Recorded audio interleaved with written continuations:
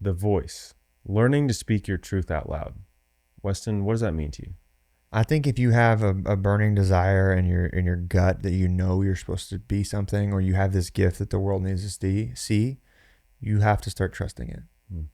For most of my life, as you know, I was crazy. I had all these crazy ideas, and what is Weston going to be doing? Like, no one had an idea of Energetic. who I was or what I was doing.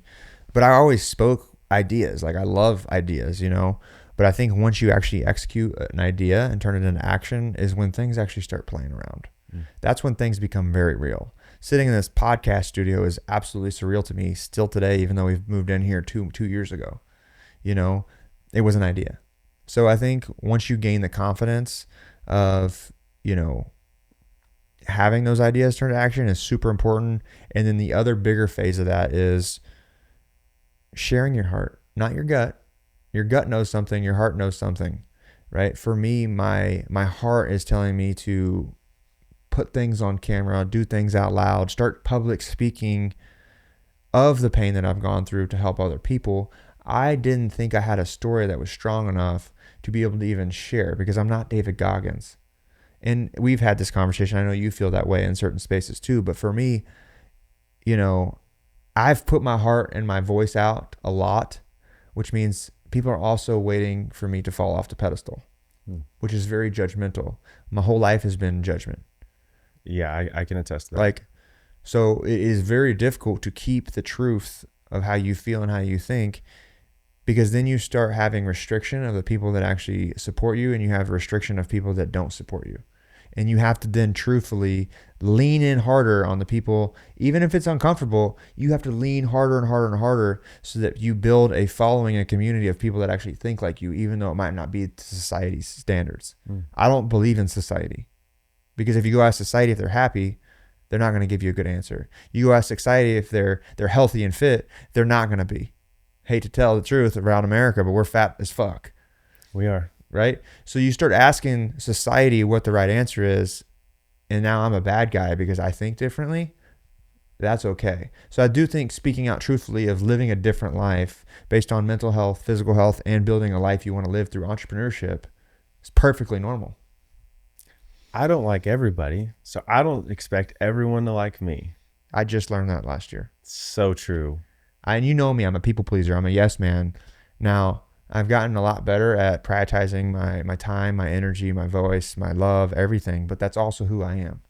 I'm not going to back down because someone burned me. I'm not going to back down because someone squeezed my heart and I have no blood left in it. I'm going to be who I am. And I've also been okay with, I don't have to entertain people that don't think like me or like me or love me or understand me. I don't have to be understood anymore. God understands who I am, and the people around me understand who I am. And that's what I have to lean into. I love that. And do you think, you talked about the first step's confidence, right? And then the next is like leading with your heart. How do you find the confidence to share your voice? Like what was it that you said you had that fire burning inside of you? Was that the one thing? You know, sharing my voice was one of the hardest things I still do today. If I really want to be honest with everybody in this video or in you, it's very difficult. When I show someone my social media, I get anxiety. I'm like, what if they don't like me? Because I'm posting something that they might not like or XYZ. But at the end of the day, I got to take my pen, write my story, because what I have learned in my life is I have been the crazy guy that goes left when everybody goes right. I've doubled down on myself. I've trusted my gut. I've trusted my heart. I've trusted my mind that this is going to work. And I've proved to myself that it has, right? And the next phase of that is continuing to push my voice out and growing that attention, that following, as people might see it as I'm into myself or different other areas. But in reality, I'm actually trying to grow something to help more people. But I don't know if that's how that's going to be portrayed. And so you have to almost be crazy again and throw the content out, cause conflict, cause emotion. And then what happens? It grows. It grows. And then all those people that talk shit, all those people that point a finger, what is he doing? Da da da da da. Come back and they're like, how'd you do it? And I already know that's the answer because I've already gone through that phase. So now I just don't give a fuck. So I would say the number one thing out of this is stop giving a fuck. I love it. post your content, put your heart out there, put your mind out there, and attract what is going to be for you. It's the boomerang effect. Throw it out there and let it come right back to you. SGAF. I don't even know what that means. Stop giving a fuck. So yeah, that's my one thing, guys. Be a boomerang. Throw out your ideas. Throw out what you have, and let the people attract to it. I ask Chris all the time, Chris, can you cause impact without speaking?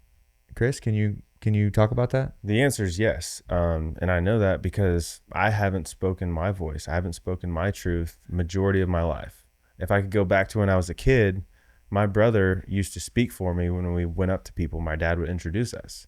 He'd be like, this is Chris, this is Andrew.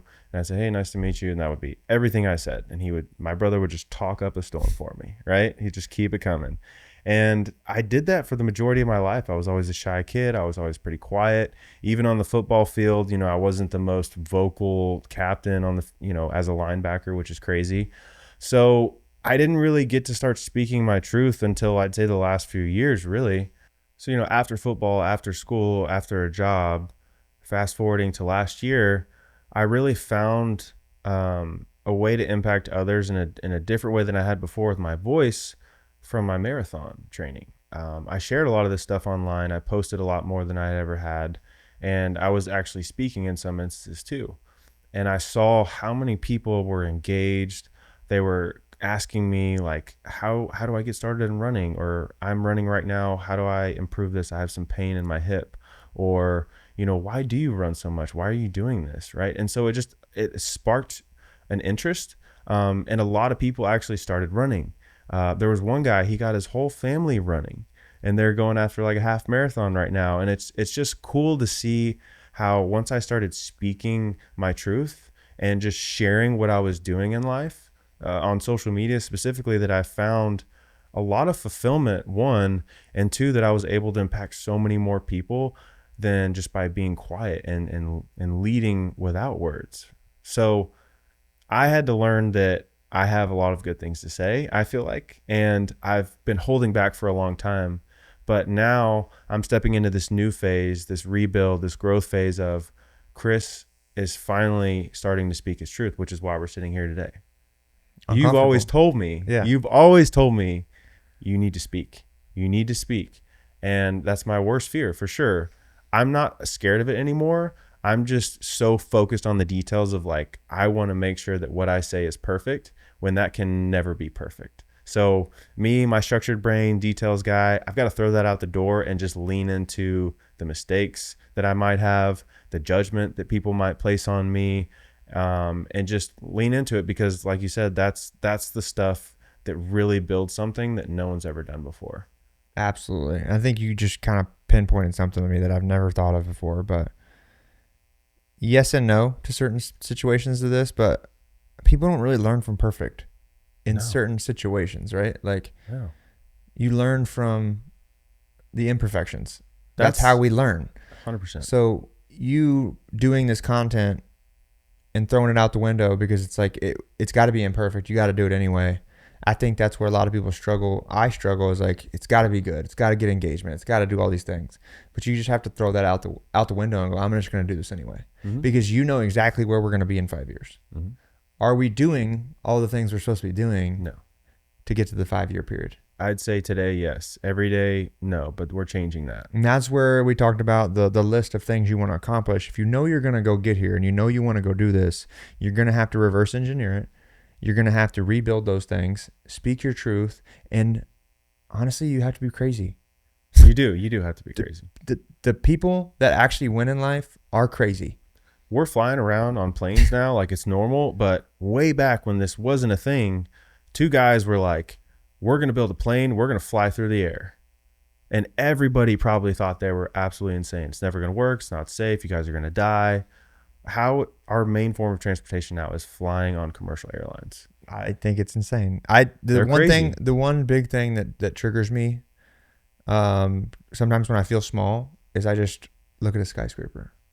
Yeah. I do feel small. I don't understand how they build those. But you got to think, like, imagine being a person that just walked into the sidewalk was like, I'm going to build a skyscraper. Like, psychopath. One, you're thinking so big, literally, physically, like, oh my gosh. 110 stories. a skyscraper, but somebody did it, and now they did it all over the world. Yeah. So me, when I get fear or I get other things, I just look at a skyscraper and it calms me down. For the people out there watching, if someone's starting to find their voice or they want to find their voice and they want to speak their truth, what's the first thing they need to do?